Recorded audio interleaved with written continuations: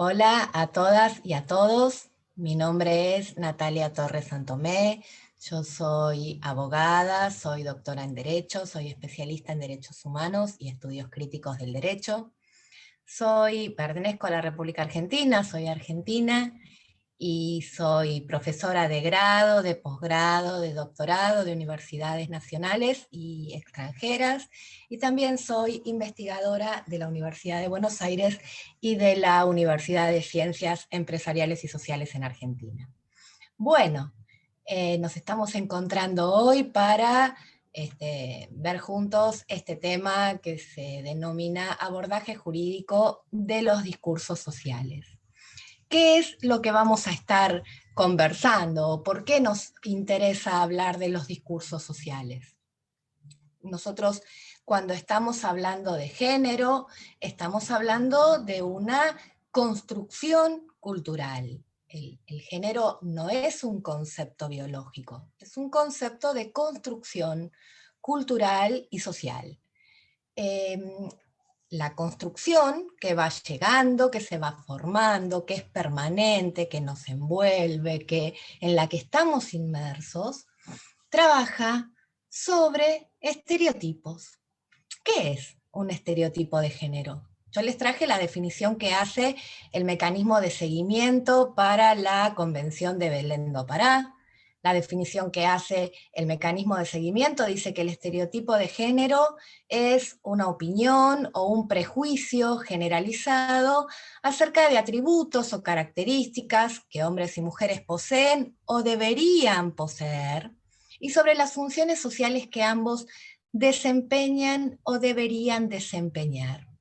Cuando hablamos de estereotipos de género, hablamos de cuál es el rol que se quisiera imponer o establecer para hombres o para mujeres, en una conformación binaria de la construcción de este concepto de género. Entonces vamos a tener determinadas características asociadas a los hombres o asociadas a las mujeres. No se puede participar de ambas a la vez, pertenecen a una o a otra. Por ejemplo, la idea de que los hombres son racionales y las mujeres son sensibles. La idea que las tareas de cuidado o las tareas hogareñas son más accesibles y las hacen mejor las mujeres, en tanto las tareas fuera del hogar o las tareas de provisión de dinero las hacen mejor los hombres o deberían hacerlas los hombres. Estos modelos, estos estereotipos, nos establecen un deber ser, y quien está fuera de ese deber ser, quien no responde a ese deber ser, pareciera que está equivocado o que está actuando mal. Esta construcción de estereotipos no se limita a una mera idea, porque a través de el establecimiento de estos estereotipos desde los discursos sociales, que son permanentes, que son multidimensionales, porque el discurso social lo puedo ver en los medios de comunicación, lo puedo ver en las clases en la escuela, lo puedo ver en el diálogo familiar. Lo que voy a tener como efecto frente a esto es una denegación de un derecho, o una carga establecida a alguna de estas personas, o limitar la autonomía de la voluntad, o limitar la toma de decisiones, los proyectos vitales, el desarrollo. Cada vez que trabajamos en género sabemos cómo cada una de estos mandatos sociales que se nos imponen tienen una consecuencia concreta en la vida cotidiana de todas las personas.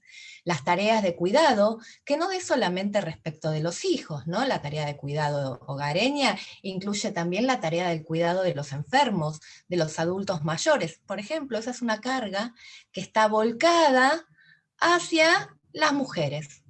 Y se puede observar en situaciones que exceden la mera dinámica familiar. Por ejemplo, en las licencias laborales. Están distribuidas de formas diferentes y entonces las cargas del cuidado del hogar van a recaer sobre las mujeres.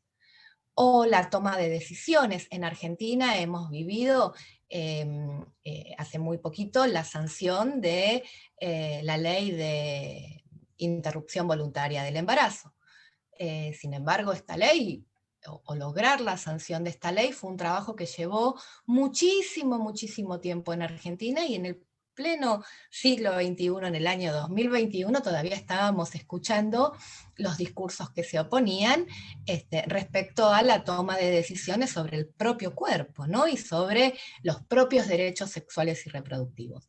¿Qué quiero decir con esto? Que los estereotipos no se limitan simplemente a ser como una guía o como un modelo ideal. No, no, los estereotipos se establecen como un deber ser y generan estas consecuencias o estos efectos que nos marca tan claramente el mecanismo.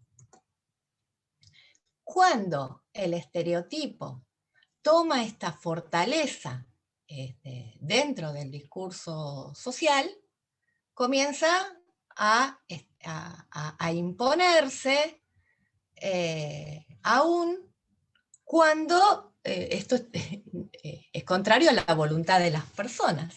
Y entonces, la única forma de imponerlo es a través de las violencias. Algunas violencias son más evidentes o más visibles, pero hay otras que son más escondidas, más solapadas, y que de todos modos están funcionando como violencias, coartando la libertad y además incumpliendo el principio de igualdad.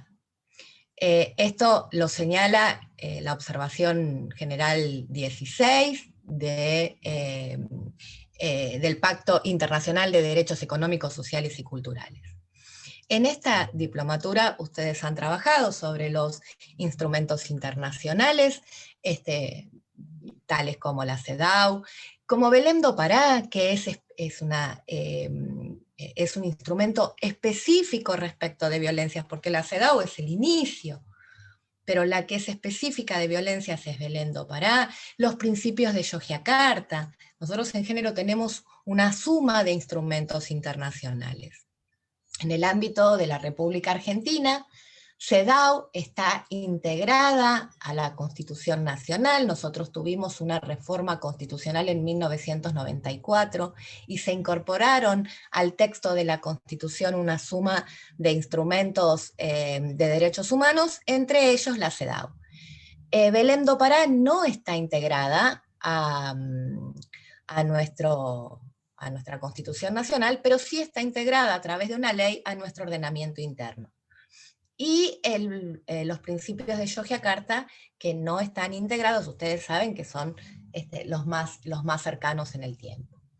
En virtud tanto de CEDAW integrada a la Constitución, como de Belém do Pará, siendo parte ya del marco normativo interno, Argentina logra sancionar en el año 2009 la ley 26.485.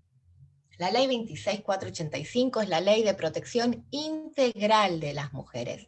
El título completo lo tienen puesto ahí en el Power, y lo que hace esta ley es definir, identificar los tipos de violencia, las modalidades en que estos tipos de violencia se presentan, y además otorgar y determinar un sistema de protección y actuación frente a la violencia, de protección a las mujeres y de actuación ante la violencia. Lo que me gustaría que viéramos hoy respecto del tema que nos convoca son exactamente estas dos situaciones, de tipos y de modalidades. Cuando nosotros hablamos de discursos sociales, nos vamos a estar encontrando generalmente en el último ítem que ustedes pueden ver en el cuadro, que es la violencia simbólica, que se va a representar todas las otras, ¿verdad? Porque si yo tengo, no sé, una publicidad, yo recuerdo en Argentina una publicidad de los años 80 de una bebida alcohólica que se llamaba piña colada, y la publicidad se formaba, o lo que mostraba la publicidad, era una mujer pidiendo otra piña, y tenía un ojo negro. Es decir, la simbólica está representando la violencia física, la psicológica, la sexual, las atraviesa a todas. Y las modalidades son las formas en que estas violencias pueden representarse. Nosotros hoy vamos a detenernos en el último ítem también de este cuadro, que es la violencia mediática. Hoy vamos a trabajar en particular los discursos sociales que operan desde los medios de comunicación. Sin embargo, repito y volveremos a verlo, estos discursos no se limitan meramente a los medios de comunicación. ¿Cómo define nuestra ley estos dos conceptos? Bueno, el artículo 5 de la ley 26.485 va a definir que la violencia simbólica es la que, a través de patrones estereotipados, mensajes, valores, íconos o signos, transmite y reproduce dominación, desigualdad y discriminación en las relaciones sociales, naturalizando la subordinación de la mujer.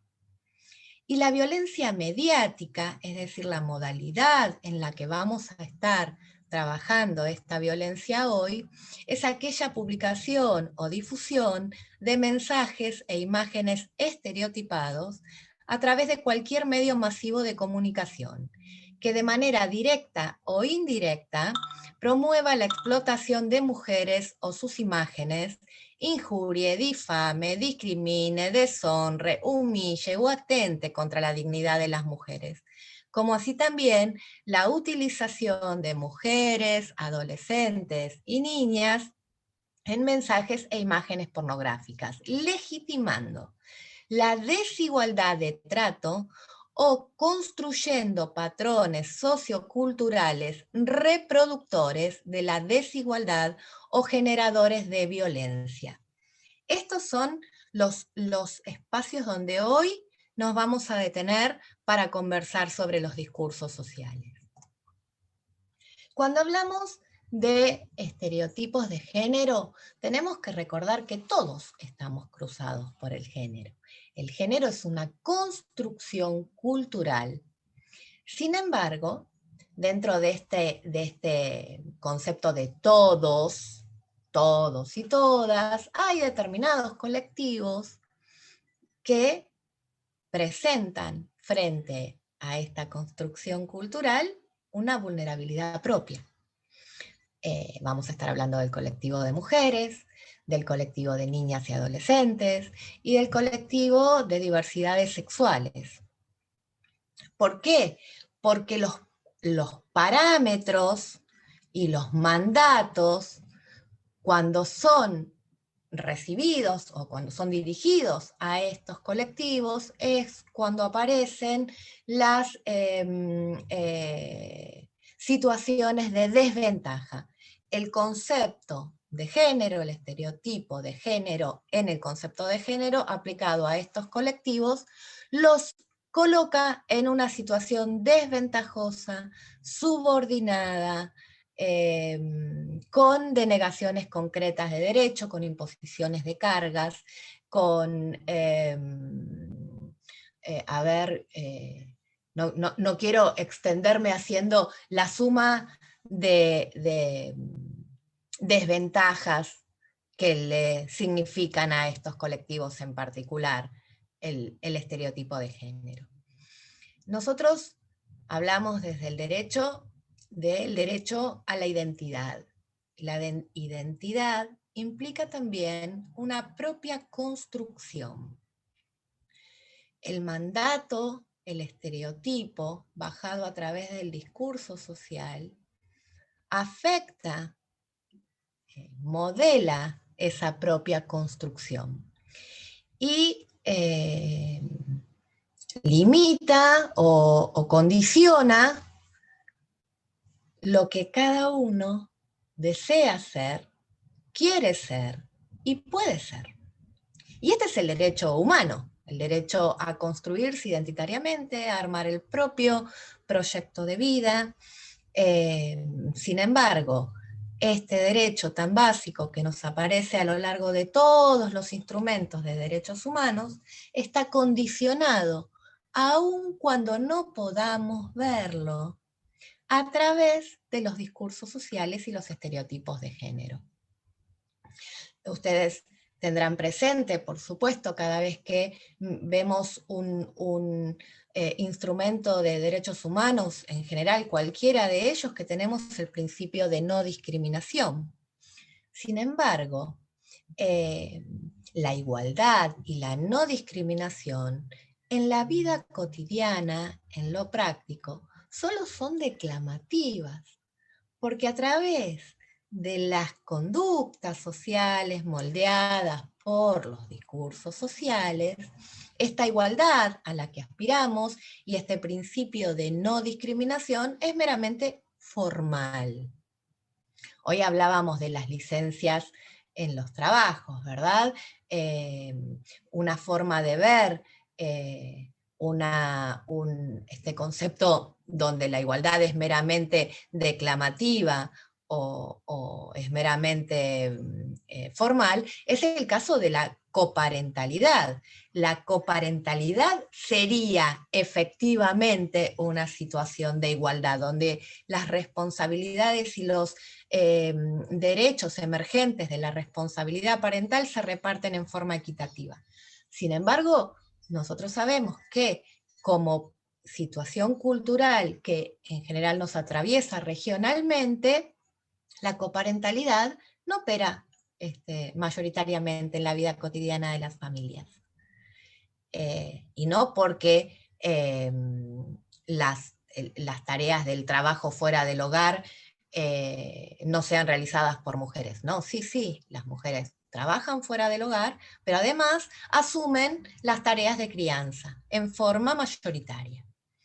O cuando hablamos de hogares monoparentales, en general los hogares monoparentales, el número mayoritario está conformado o están a cargo de mujeres. O cuando hablamos de el derecho a la salud sexual y reproductiva. Este derecho no aparece de la misma forma proyectado sobre adolescentes mujeres que sobre adolescentes varones. Y el segundo principio que quiero que también tratemos hoy es el principio de efectividad, que también nos aparece en todos los instrumentos de derechos humanos, y es hacia donde nosotros queremos ir dirigiendo esta clase que estamos viendo juntos. El principio de efectividad es la obligación que tienen los estados de tomar medidas que faciliten el ejercicio de los derechos de estos colectivos vulnerables. El principio de efectividad es poner en acción herramientas concretas que faciliten o que logren la igualdad sustancial, no meramente formal. Un ejemplo del principio de efectividad sería la ley de cupo, o serían las licencias de forma equitativa respecto de enfermedad o situaciones concretas relacionadas con los hijos de la pareja. ¿Por qué les traigo estos principios cuando hablamos de discursos sociales? Porque el discurso social tiene la característica que se naturaliza, fluye de una forma tan permanente y tan multidimensional que no llegamos a identificarlo. En vez de poder determinar, identificar que estamos frente a determinados conceptos o determinados parámetros culturales, los naturalizamos. Y entonces, cuando aparece una herramienta para resolver esta inequidad y poner el foco respecto de la desigualdad generada en la práctica, es rechazada muchas veces. Esto ha sido un claro ejemplo en Argentina con la ley de cupo. Es decir, bueno, ¿por qué ley de cupo? ¿Por qué las favorecen? ¿Por qué determinada cantidad de candidatas en una lista deben ser mujeres? Bueno, ¿por qué? Porque se naturalizó, no se identificó como una cuestión de discriminación, no se identificó que las mujeres tienen menos acceso a los cargos representativos. Cuando se identifica esto, se desnaturaliza, no es que los hombres son más capaces para ser dirigentes, sino simplemente que las mujeres no podían llegar por una suma de causales. Bueno, cuando esto se pone en foco, se identifica, entonces deja de naturalizarse, se detecta y se le puede aplicar una medida concreta. Yo les comentaba en la pantalla anterior que hay determinados colectivos dentro del todos y todas que son particularmente más vulnerables y que además suman capas de vulnerabilidad. Este es el concepto de la interseccionalidad, ¿no? Si bien el colectivo mujeres es por sí, en materia de género, un colectivo vulnerable, el colectivo niñas y adolescentes lo es aún más, porque a la calidad de ser mujer se le suma la calidad de ser una persona menor de edad. Eso hace que los parámetros y los mandatos y los estereotipos afecten de forma aún mayor a las niñas y a las adolescentes. Es por eso que la comunidad internacional consideró que era necesario sacar un documento conjunto que sale del Comité de la CEDAW y que sale del Comité de los Derechos del Niño, y es la recomendación general y la observación general sobre las prácticas nocivas. ¿Qué es esto de las prácticas nocivas? Recuerden que nosotros estamos hablando de los discursos sociales, cómo los discursos sociales, como el agua, se van filtrando y van entrando de una forma tan sutil que muchas veces no logramos verlos. Sin embargo, cuando podemos identificarlos, vamos a ver que responden todos a un lineamiento similar. Son aquellos que se utilizan con una presentación protectoria o paternalista. Es para cuidarlas a las chicas, para protegerlas. Pero esa protección o ese paternalismo aparece de forma tal que colocan a las mujeres y a las niñas en particular en una situación de sumisión. Por ejemplo, que las polleras no pueden ser muy cortitas, que usar una minifalda es malo para la niña, la pone en peligro, o, o usar una bikini, o andar por determinados lugares, o estar sola a determinadas horas. Situaciones a las que bajo un discurso de protección, en realidad se les deniega acceso a utilizar la ropa que quisieran, a vestirse como quisieran, a circular por los lugares que podrían hacerlo tranquilamente. Y están estrechamente relacionados con los papeles que se le asignan a cada género, ¿no? Por ejemplo, si hay un hombre alcoholizado, bueno, es simplemente un hombre alcoholizado. Ahora, si hay una chica o una joven alcoholizada y sufre alguna situación de abuso o de algún tipo de abuso, bueno, aparece este discurso social atrás diciendo, bueno, estaba borracha o estaba alcoholizada. Hay como una justificación. ¿Por qué? Porque este no es un lugar que pueden tener las mujeres, no les corresponde a las mujeres, y mucho menos a las chicas jóvenes. ¿Cuáles son las características de las prácticas nocivas? Son multidimensionales. Primera situación, no aparecen en un solo lado, van apareciendo por diferentes puertas de acceso a la persona en particular y al colectivo en general. Son persistentes, sobrepasan las consecuencias físicas y mentales inmediatas, te conforman en tu identidad, te conforman en tu personalidad, de acá en adelante, incluso cuando vos a su vez te proyectes en la educación o en la formación de otras personas. Pueden ser impuestas por la familia, la comunidad o la sociedad, o por todos a la vez. Y tienen una situación que es lo particular que los caracteriza. Importan consecuencias negativas para sus destinatarios. Con esta idea de las prácticas nocivas, quisiera que nos tomáramos un ratito de esta clase para ver estas prácticas nocivas en acción, para poder identificarlas en los discursos sociales. Porque como dijimos al principio, nuestro camino frente a estas prácticas sexistas, a estos mandatos de género, están dados, en primer lugar, por desnaturalizarlos, luego por identificarlos, y finalmente por tomar medidas en virtud de lo que vemos.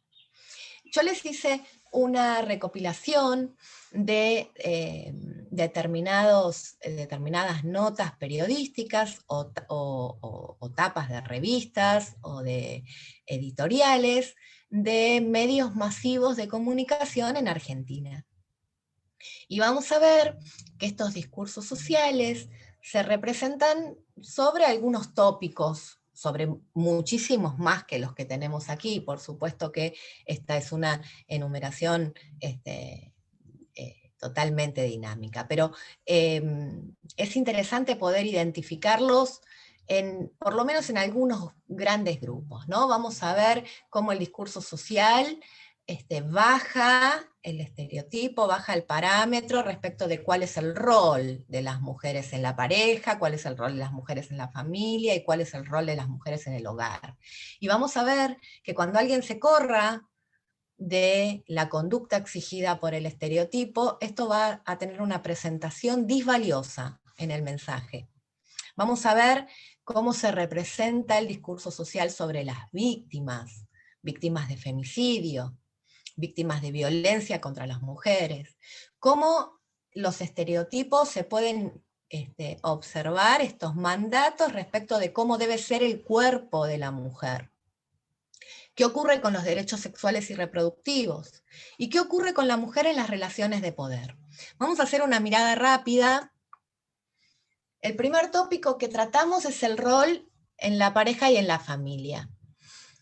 Fíjense la frase elegida para identificar como una frase de tapa. Mi marido me compra todo lo que quiero. La situación de la mujer, primero, muy superficial, ¿verdad? Esta idea de que la mujer actúa por el instinto consumista. Y el proveedor, el hombre. Y fíjense que una de las notas que integra esta nota, una de las fotos que integra esta nota, tiene otra mujer en la foto.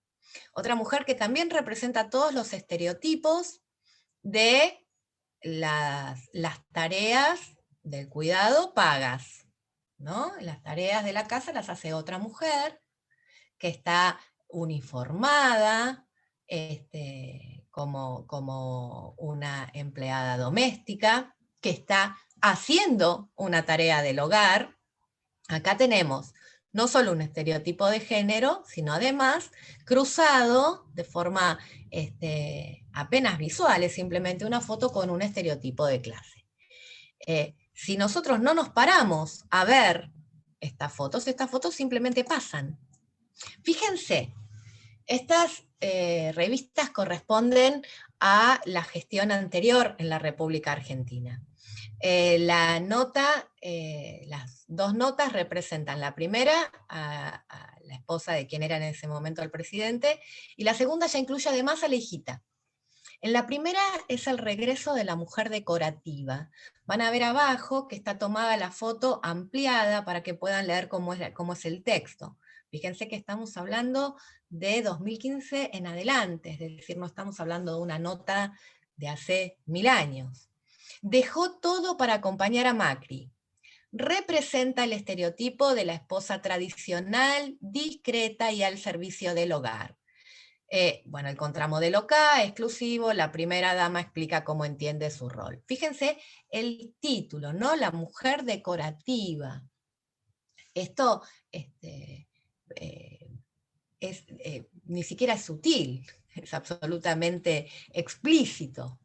En la segunda nota, la revista no es, se supone, una revista de contenido político, la revista Noticias se supone que sí lo es. La revista Hola es una revista más de pasatiempo y de celebridades, y el copete de la nota, donde ya no es solamente decorativa la esposa, sino que ahora aparece la hijita también, y se las llama Los Ángeles del presidente Mauricio Macri. Y fíjense el texto, ¿no? Viven para acompañarlo, esa es la misión de estas mujeres en la vida de un hombre, viven para acompañarlo y le dan la paz y la energía positiva que necesita en los momentos difíciles. Quien atraviesa momentos difíciles es el hombre. Las mujeres están para esta situación de contención, cuidado. Si no nos detenemos a verlo, no nos damos cuenta muchas veces. Esto que le traigo acá es un editorial que sale en el diario La Nación en el año 2018, cuando estábamos debatiendo la ley de interrupción voluntaria del embarazo. Y la idea de que las nenas que quedan embarazadas por algún... las nenas que quedan embarazadas por un delito concreto, sin embargo, se trata de madres con mayúsculas. Argentina tuvo varios casos muy trascendentes donde se les denegó directamente a estas chiquitas poder ejercer la opción a interrumpir el embarazo. Pero no solo se les negó jurídicamente, sino que además se hacía de esto una romantización a fuerza de la denegación de todos los derechos fundamentales de estas chicas. Hubo de hecho una campaña concreta para evitar la implementación de la ley de educación sexual integral. Argentina tiene una ley de educación sexual integral que forma parte del plan de estudio y que debe darse desde la educación inicial. Sin embargo, esta campaña, que impidió que en muchos colegios se pudiera llevar adelante la ESI, la educación sexual integral. Fíjense que esta campaña, los colores que trabaja, ¿no? Porque trabaja colores básicos de estereotipos. Y si ustedes prestan atención, el estereotipo o el color celeste, que habitualmente está relacionado con lo masculino, y el rosa, que habitualmente está relacionado con el femenino, se corresponde con la frase de abajo.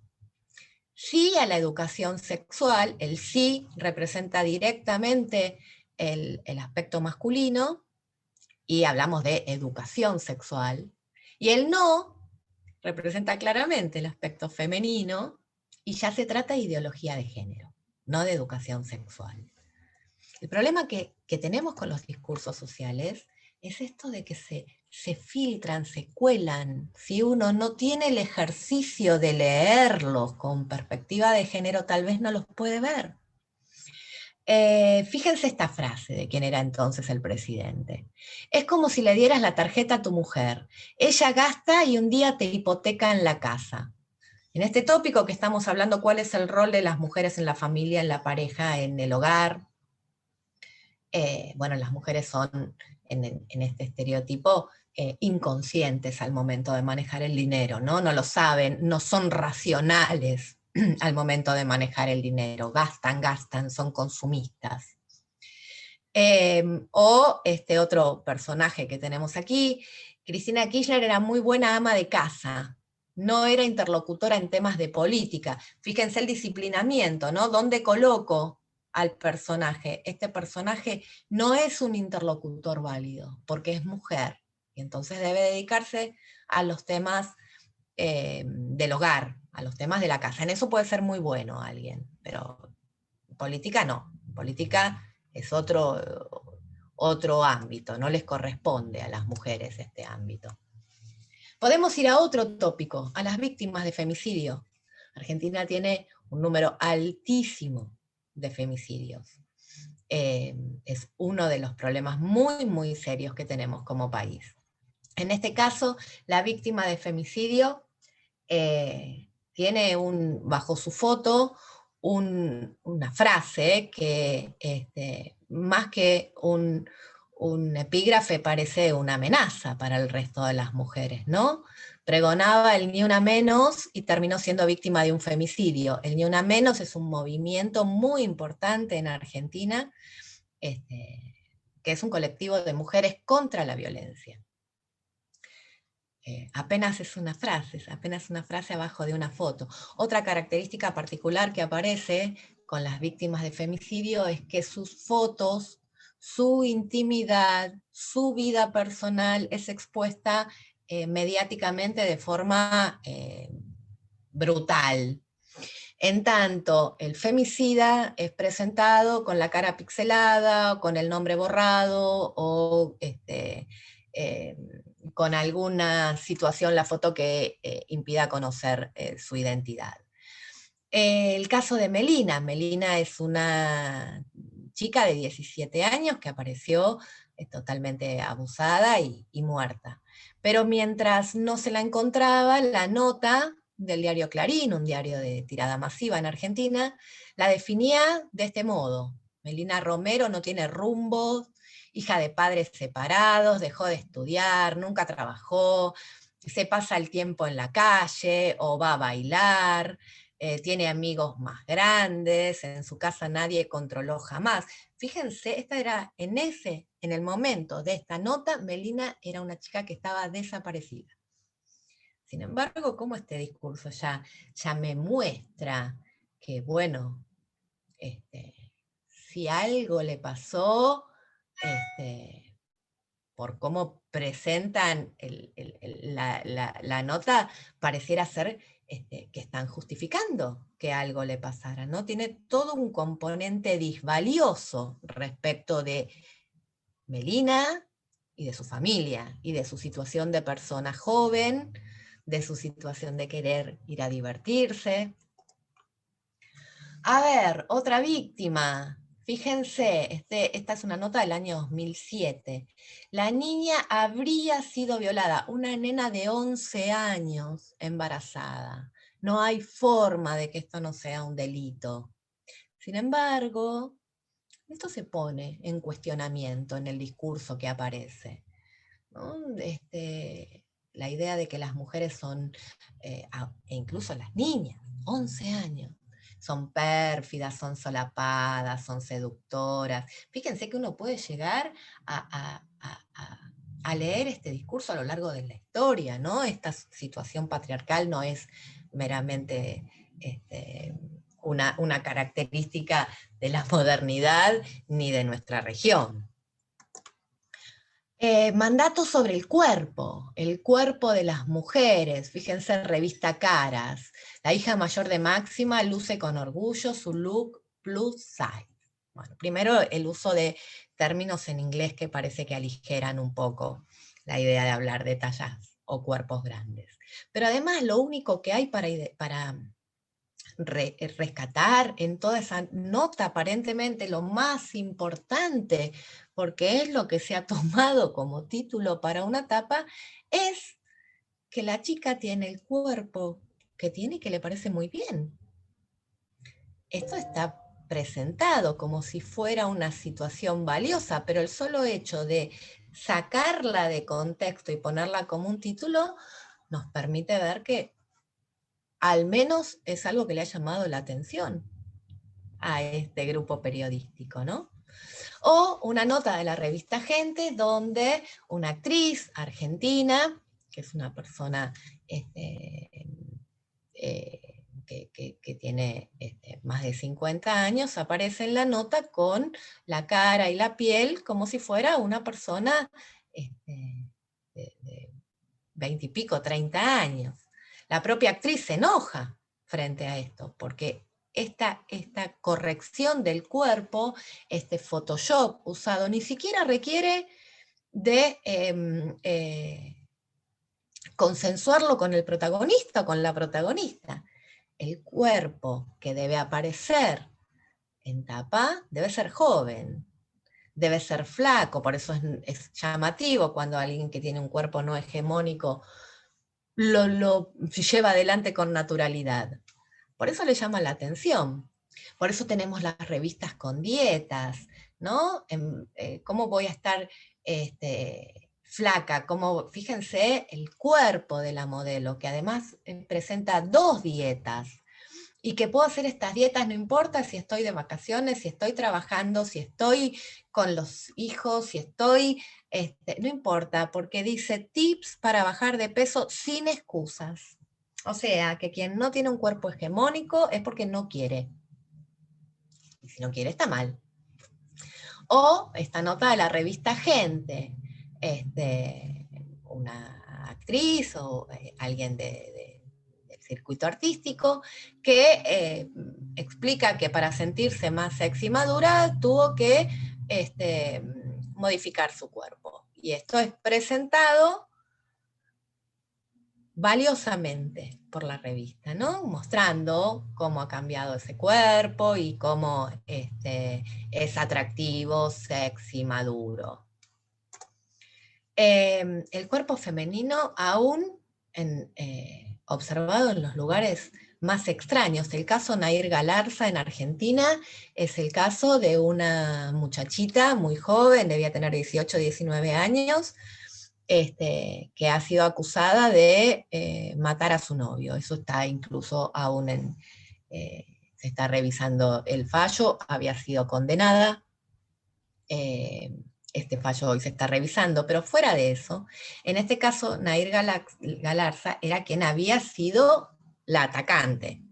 Bueno, la víctima no aparecía con fotos, ¿no? Nosotros decíamos, en el caso de femicidios, la víctima es la que sale en las fotos y el victimario es el que está pixelado. Bueno, en el caso de Nair Galarza, que fue además con una cobertura mediática impresionante y además una velocidad también impresionante para llegar a dictar sentencia a nivel judicial, bueno, las notas sobre esta persona que había sido quien cometía el delito, sí la mostraban, sí mostraban su cara, sí mostraban su nombre, y además trabajaban sobre su situación de ser atractiva. Como en todos lados nos aparece la sexualización, el cuerpo que tenés que tener, la juventud. También aparecen los discursos sociales respecto de los roles de poder. En este caso, esta es una revista bastante antigua ya, de inicios de los 2000. La diputada que se estaba presentando es presentada en el título como Dipu Sex. Y tienen más abajo la foto destacada, que dice que, bueno, que cambió el look, adelgazó, se arregló los dientes y usa su escote como parte de la campaña. Esta era una mujer que estaba ejerciendo un cargo público. No he visto notas similares respecto de hombres, ¿verdad? Respecto del escote, respecto de si es seductora o no. Ya el título de la nota, Dipusex. Lo que tienen al lado es un chiste, o una historieta graciosa que aparece en un diario, el diario Clarín, de enorme tirada en Argentina. Y es un chiste relacionado a una normativa que salió de la Inspección General de Justicia que obliga a que en todas las personas jurídicas los directorios estén conformados, incluyan mujeres, estén conformados en un determinado porcentaje por mujeres. Y fíjense lo que es gracioso en el año 2000, esto es del 2020. Lo gracioso es que, bueno, el 50% de los directorios de empresas deben estar integrados por mujeres. Y entonces será obligatorio que antes de cada reunión se hable de George Clooney, de tampones y dietas. Estamos en todos los detalles, asegura el gobierno, ¿no? ¿De qué hablan las mujeres? Las mujeres no llegan al directorio para trabajar, sino para hablar de tampones y dietas. Fíjense cómo se nos relaciona con aquella revista que nos establece el interés y ese empuje para que hagamos dietas, ¿no? Y cómo se representa con aquellos que decían la mujer es la que está para acompañar al hombre, es la mujer decorativa, es una buena ama de casa, pero no está para la discusión política. Fíjense, esta es una nota sobre quien iba a asumir como gobernadora de la provincia de Buenos Aires. Siempre fue presentada esta persona como muy apegada al deber ser, ¿no? Como que en muchos aspectos cumple el mandato femenino. Y entonces en algún lado hacía ruido esto de que accediera a un cargo de poder como es una gobernación provincial. Entonces la noticia tiene alguna aclaración. Va a ser gobernadora, pero igualmente soy mamá, hago las compras y odio planchar, porque dentro del estereotipo se entiende que uno no ame las tareas domésticas. Lo que te establece el estereotipo es que la hacen las mujeres, no que les guste, pero que la hacen las mujeres. Fíjense, sin embargo, respecto de Cristina Fernández de Kirchner, cómo es presentada esta mujer en los roles de poder. Presentada de una forma absolutamente irreverente, irrespetuosa. Es un dibujo que está puesta en una situación íntima, de una enorme sexualidad, incluso si pueden ver hacia el final de esa tapa que la revista presenta un cómic, es decir, una producción cultural de la propia revista que se llama El polémico video hot de la presidenta, o es presentada como una reina desnuda y puesta en una foto como una reina desnuda. Fíjense qué diferente el tratamiento, ¿no? Respecto de aquellas que se adaptan o que se acercan al estereotipo femenino, de aquellas que se alejan. Quien ejerce el poder está ejerciendo algo que en realidad no le corresponde a su género. Y por lo tanto, los mensajes, los discursos sociales sobre esta persona, sobre esta situación, van a ser absolutamente disvaliosos. ¿Quién? Es decir, si uno fuera niño, pareciera que esta persona es más buena, mejor que esta otra, ¿verdad? Y finalmente, ¿cómo es la lectura del discurso social cuando las mujeres toman una conformación política como colectivo? Y entonces aparece el término femicracia. En Argentina se ha usado mucho el término feminazi para representar a cualquier mujer que lucha y exige que se respeten sus derechos. Y es muy gracioso de ver, gracioso por decirlo de alguna forma, ¿no? Muy curioso de ver cómo se identifica este colectivo político que se ha organizado. Y entonces se explican las razones, los conflictos, las urgencias y los disparates. Y los disparates. Cómo acá se nos acomoda de nuevo con las mujeres irracionales, las mujeres poco pensantes, las mujeres instintivas, ¿no? Superficiales. Y de hecho, si ustedes miran la foto también es un mensaje, como habíamos visto al inicio la foto de Wanda Nara. También es un mensaje. ¿Qué mujeres hay en esta foto? Acá también tengo un cruce, tengo una interseccionalidad. No tengo solamente una situación de género, tengo una situación de género, tengo una situación de clase, Fíjense quiénes son las mujeres que pueden observarse. Son todas mujeres no hegemónicas. Poner en imagen el discurso social. Este ejercicio que nosotros hicimos recién se puede hacer sobre diferentes objetos de estudio. Puedo hacer este mismo ejercicio, por ejemplo, sobre las sentencias. Y entonces voy a encontrar dónde me aparecen los estereotipos, dónde me aparecen los mandatos en esta sentencia, dónde me aparece lo axiológico, lo que es valioso o lo que es disvalioso, a veces literalmente y a veces no en forma explícita, pero con mucha claridad dentro de lo implícito. Como pudimos ver en estas fotos, ¿no? Algunas eran muy literales, otras eran un poquito más solapadas, otras parecían que me presentaban algo bueno, cuando en realidad me estaban haciendo una crítica porque me alejaba del deber ser. Cuando me decían, mirá qué orgullosa de su cuerpo no hegemónico, cuando me estaban diciendo, es rarísimo esto, ¿cómo va a estar orgullosa de ese cuerpo? Bueno, para finalizar entonces, para que hagamos un resumen de esto, lo primero que tenemos que hacer cuando estamos hablando de un abordaje jurídico, de los discursos sociales, es saber que estamos aplicando la perspectiva de género. La perspectiva de género es un método de abordaje. Voy a analizar determinado fenómeno, viendo cómo se representa sobre hombres, sobre mujeres, en esta concepción binaria, o cómo se representa respecto de los mandatos sociales, en los que todos estamos inmersos.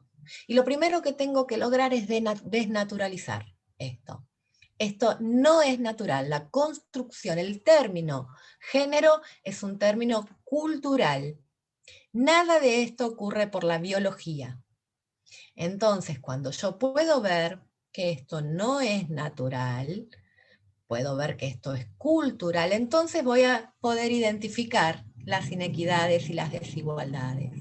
Voy a poder darme cuenta que una nota que pone a una mujer en un cargo de poder teniendo un orgasmo o en una situación claramente de humillación y de exposición pública, no es ingenua, no es un hecho aislado, no es alguien que alocadamente se le escapó. No, es el trabajo en el discurso social, en el estereotipo, en el parámetro, que lo que hace es sostener y fundar las inequidades y las desigualdades. Por eso tengo que verlas. Cuando asumo que son desigualdades e inequidades sociales, entonces puedo cambiarlas. Y lo último es llevar adelante este paso. Operacionalizar, es decir, buscar medidas positivas que eliminen o que aspiren a eliminar estas desigualdades. Por ejemplo, lo que hizo Argentina con la ley 26485, diciendo, bueno, esa etapa es violencia. Esa etapa está ejerciendo violencia simbólica a través de la modalidad de la violencia mediática. Y por lo tanto, puede accionarse. Todavía tenemos mucho trabajo que hacer en este empoderamiento y en este reclamo y en iniciar, peticionar a las autoridades, iniciar causas, iniciar procesos para lograr multas, imputaciones. Todavía nos falta mucho trabajo que recorrer en esto. Pero el camino para iniciar este proceso es desnaturalizando, identificando y luego, frente a lo que logramos ver, tomar medidas positivas, llevar adelante el principio de efectividad del que hablábamos al inicio. Bueno, esto ha sido todo. Muchas gracias. Espero que todas y todos estén muy bien. Hasta pronto.